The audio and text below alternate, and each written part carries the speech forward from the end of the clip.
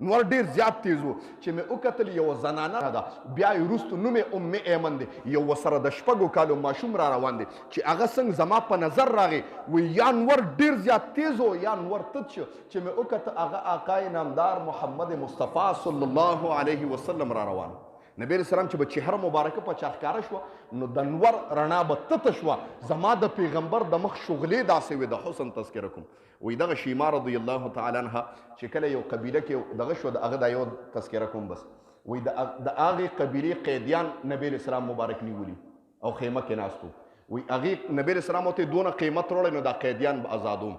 شیما رضی الله تعالی عنه له چاندې لراله د هغې قبیلې وله وی چانده په کار د یو نومې شخص ته محمد نامه ده او مونږ په جهاد کې قیدیان ګیر کړي هغه ته محمد نامه ده د کوم ځای مدینې ته راغلی وی د کوم ځای دی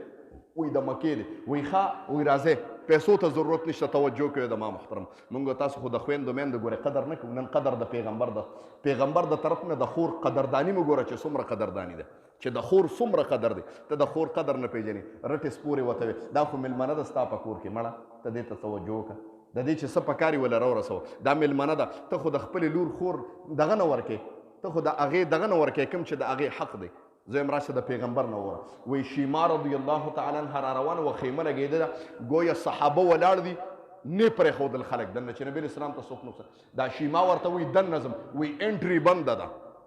هغه وایي څنګه انټري بنده ته ما پېژنې چې زه څوک یم تا ته پته شته چې تا څوک درولي دي وي نه که نه وایي زه هغه ذات یم ستاسو د سردار زما په غېږ کې لوبې کړي دي زه هغه وایي څوک یې ته وایي زه د نبي علیه السلام مبارک خور یم شیما مې نوم دی وایي ښه هغې را پرېښوده نبي علیه السلام مبارک چې خیمې نه وکتل د شیما رضی نبي علیه السلام مبارک خپې بلې خپې سرتور سر راکوز شه د خپلې خیمې نه او رامنډه یې کړ وایي تا تکلیف څه لکه زه به راغلی وم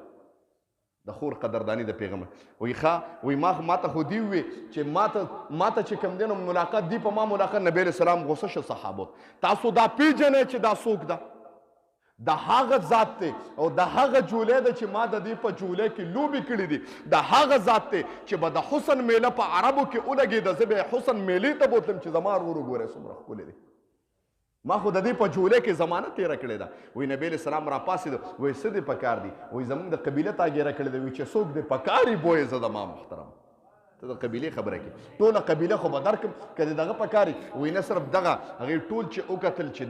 دا د یو زنانه دومره قدردانې کي زنانه نه یې تپوس وکړو شیما رضی الله تعالی عنها دا د نبي علیه السلام رضایي خور وه وایي هغه ټوله قبیله راله او د نبي علیه السلام مبارک غلامۍ ته یې ځان تیار کړو کلمې وي ټول څوک سره سبحان الله نو خبره دی پورې کوم زما محترمو نبي علیه السلام فرمایي چې خپل اولاد ته زما تذکره وکړي